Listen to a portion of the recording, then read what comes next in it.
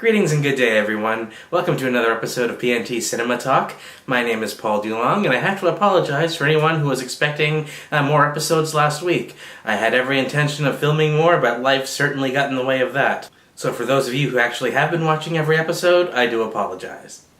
Alright, so the first bit of news that I'm excited about today is a new Entourage trailer. It's a second trailer, technically, and it's looking pretty good. I was a huge fan of the TV show. Granted, the last couple seasons weren't as good as the first several, but overall I'm a huge fan of the show, and I'm very excited about seeing this movie on the big screen.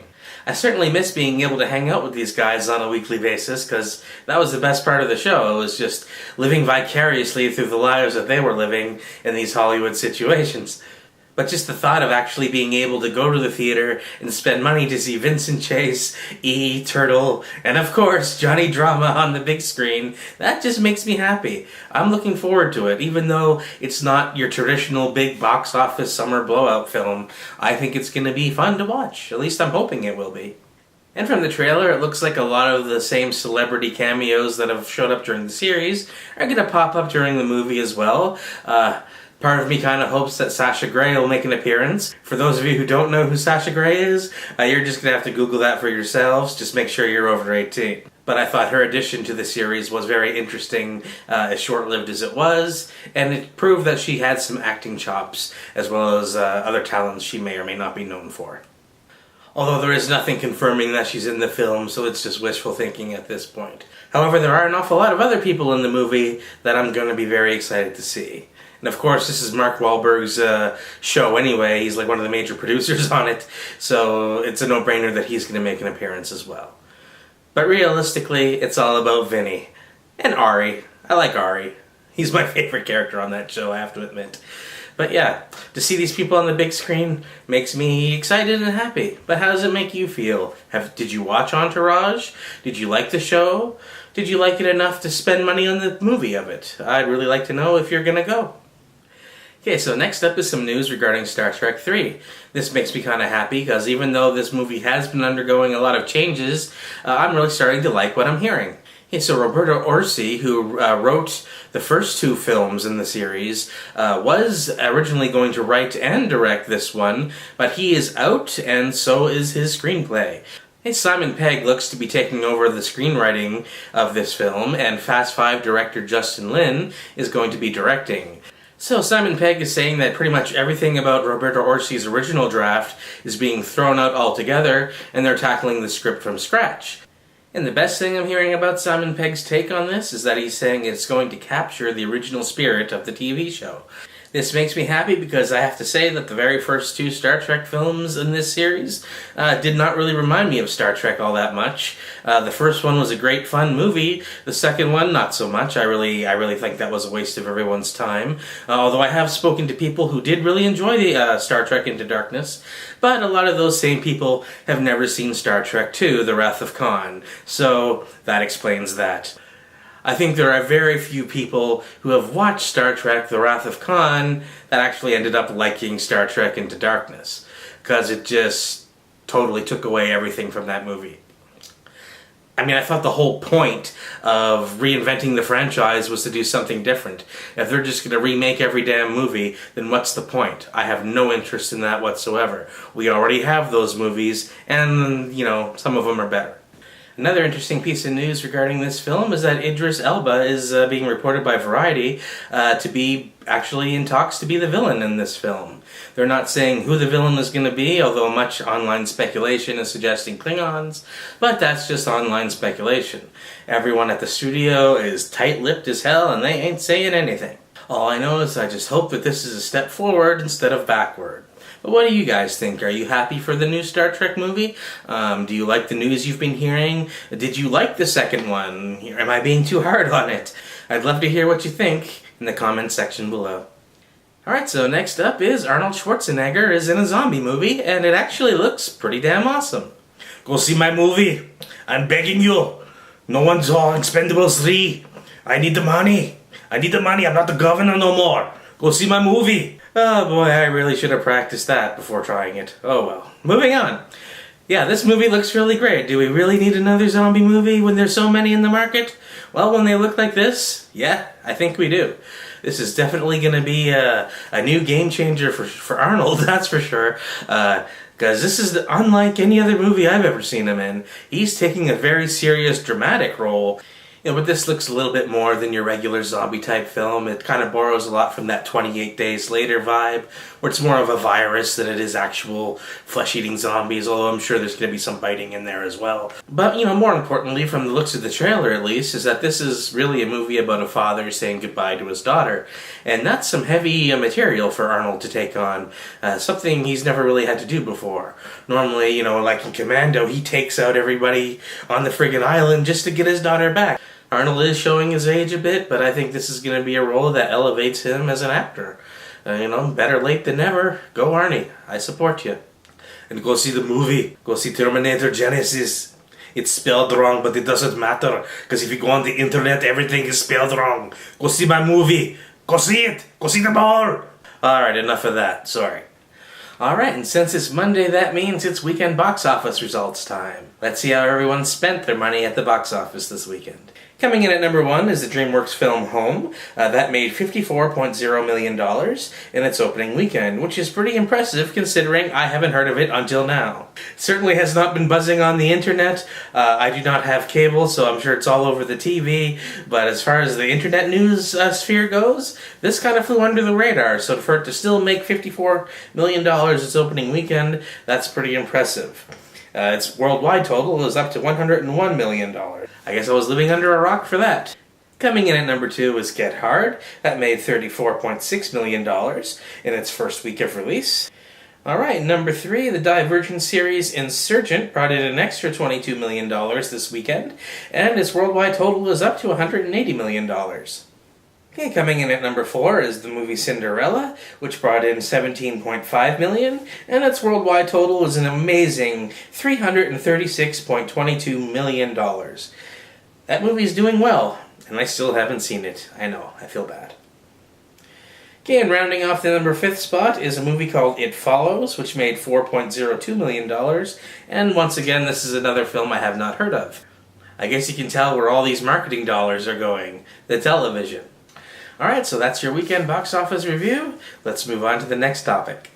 Okay, so we got our first look at The Thing in Fox's upcoming Fantastic Four reboot, and I have to say it looks pretty sweet. They haven't been telling us a whole lot about this movie up until now, and that might worry a few of you. It worries me a little bit. It doesn't show a whole lot of confidence on their part, but for whatever reason, they're slowly giving us little pieces of the pie, here and there, But after seeing it, I think I'm okay with what The Thing looks like. That was certainly a make-or-break moment for me. I understand the reason for a reboot, but I'm not going to pretend that I hated the first two, because I really didn't. I acknowledge their faults, but I didn't hate them by any means, that's for sure. I have fun with them. They're good to watch with younger kids, that's for sure. Not every superhero movie has to be dark and brooding and gloomy and traumatic. Why can't you just have fun once in a while at the movie theater? Why do you have to go out being depressed? The fact is they're moving forward with the Fantastic Four, and I want to see how they do. But, The Thing looks okay, but that's just a still photo. We have not seen him in action yet, and that's going to be the real seller, because that photo that they did show us looked heavily photoshopped and looked kind of crappy anyway. So we really need to see what The Thing looks like in the movie. What are your thoughts on the new Fantastic Four movie? What do you think of The Thing? Do you think this movie will be any good? Does the fact that they're making Dr. Doom an evil blogger scare you as much as it scares me? Let me know. I'd love to hear what you think. And speaking of Fox's comic book properties, we got a little bit of casting news for X-Men Apocalypse this week. Looks like newcomer Lana Condor is going to be getting the role of Jubilee in the new X-Men Apocalypse movie. Hopefully this is a character that has a point. As much as I love Bryan Singer's X-Men films, he also has been known to put in a few characters that actually have nothing to do but show up in the background. I do not want that to happen with Jubilee. She's been in the background of his films before, but I'd like to see what happens with that character. I'd like to get to know that character. She has absolutely zero other credits on her resume. You look her up on IMDb and there's nothing there except X-Men. So she's total newcomer, so I don't know if she can act or not, On face value, she's beautiful, and maybe it'll be great, but let's hope she has lines, and let's hope she can deliver them convincingly. But what do you think of her being cast in this movie? Do you think it's a good sign that he's actually going to branch out with new X-Men characters that haven't previously been touched on before? At least not in any significant manner. Are you excited for X-Men Apocalypse at all? Are you going to go see this film? Let me know in the comments below. Okay, so it's been officially announced that there's going to be another LEGO spin-off movie, and this one will have Jason Segel attached. I really like this news. The movie's going to be called The Billion Brick Race, but probably won't hit theaters for quite some time because LEGO has already 3 other ones that they're going to do first. They're going to also bring Ninjago, the LEGO Batman movie, and of course the LEGO movie sequel. But just to have Jason Segel attached to this fills me with a lot of confidence because I really loved what he did to the Muppets. The first one that they brought back, not Muppets Most Wanted. I didn't really think that lived up to Jason Segel's at all. But the first one, the Muppets, he really captured everything that I loved about the Muppets as a child, and he brought it to the big screen. So this guy certainly knows how to handle the kid audience and make it feel good for adults as well. So I'm all in for anything Jason Segel's attached to. So the question is this going to be too much LEGO? I know a lot of people who didn't even like the LEGO movie. I personally loved the LEGO movie, although I could have done without a lot of the live-action sequences. I thought that took away. I really wanted to spend more time in the LEGO universe because it was fun. It was funner than I was expecting it to be. So whether you love or hate the LEGO movie franchise, it's here to stay for the next foreseeable future. Well, anyway, do you agree, disagree? Are you happy that there's going to be all these different kinds of LEGO movies, as well as the sequel? Personally, I'm really more interested in the LEGO Batman movie. I've seen what they've done on their straight-to-home video films, and they were quite funny. But to see it with a Hollywood budget would be better, I think. Alright, so the last bit of news I have to talk about today is that we got our first teaser trailer for the new James Bond film Spectre, and I have to tell you, I really liked what I saw. I'm certainly not the biggest Bond fan there is. I've seen them all except the Timothy Dalton ones, but still, for the majority of the time, I thought they were quite horrible films, including most of the Daniel Craig ones, except for Skyfall. As soon as they had Sam Mendes attached to Skyfall, that's when I started to get interested, and that was the very first one I watched that I actually loved. And to hear that Sam Mendes is back for this one is all I need. I'm actually going to go to the theater to see this. That's how much I love Sam Mendes. I mean, he directed one of my most favorite films of all time, which is American Beauty. If you haven't seen it, watch it. It is awesome. It's a bit pervy, but it's still good. It's a great film. But yeah, anyway, back to Bond. This certainly doesn't tell much, but it does look like it's going to be, once again, a very personal story for the character of James Bond. And that's the best thing about these Daniel Craig films, is that they seem to be very character-driven. We actually get a feeling of who Bond is. We never really got that back before. They were all formulaic and episodic back in the day, and I really didn't care for that format. I know a lot of people did, but I found a lot of those films just boring as hell. And of course the production value of them at the time didn't help either. So yeah, hey, kudos if you love Bond. I know some people that really love them all. I do not love them all. But I really love Skyfall, and I'm really looking forward to Spectre. And Daniel Craig is a pretty good Bond. And, people will still say, oh, I love Sean Connery, or Roger Moore, or Pierce Brosnan, or whoever the hell you like. It doesn't matter, because it's all subjective anyway. You're allowed to have your favorites. You're allowed to hate the ones you hate. It doesn't matter. It's all subjective.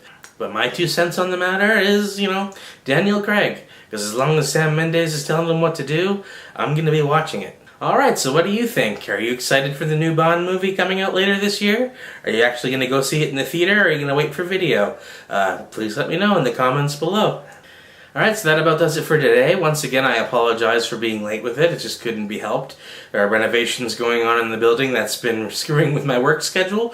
But, I'm trying to work around it as best I can. As always, my name is Paul Dulong, and if you have any movie-related questions you'd like to ask me, you can always reach me on Twitter at Paul_Dulong, or you can always write me to my email address at pntpictures@gmail.com. Just use the subject heading Cinema Talk Questions, and I'll be sure to look for it. Thanks so much for watching, and I'll speak with you soon.